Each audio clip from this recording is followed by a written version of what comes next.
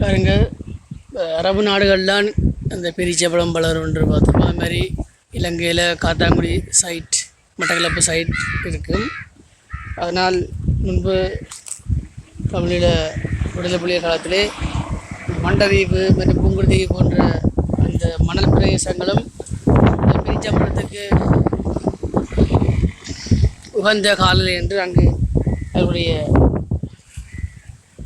பண்பாட்டுக் கழகத்தினால் இதற்கான ஆயுதங்கள் முன்னெடுக்கப்பட்டன. பின்னர் அசாதாரண சூழ்நிலையாக கைவிடப்பட்டுள்ளது. பாருங்க, எவ்வளவு மண்டதீவு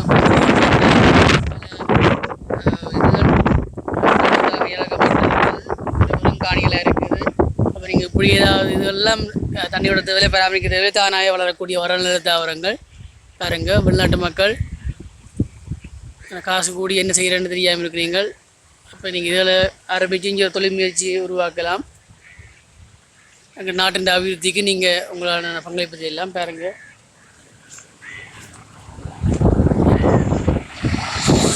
நெட் மாதிரி வச்சு கட்டி பிறகு வட்டி எடுக்கலாம். அது கொஞ்சம் விழுந்திருக்கு. நான் அடுத்து காட்டுறேன் சில சீட்ஸுகளை. இந்த பாருங்க, ஈச்சம்பழம் மாதிரி கொஞ்சம் பெரிய ஈச்சத்தின் ஒரே குடும்பம் தானே. சின்ன ஈச்சைன்னு சொல்லுறது சிற்றீச்சை, இது பெரிய ஈச்சைத்தான் பெரியச்சம்பழம் நாங்கள் சொல்கிறோம் நாங்கள்.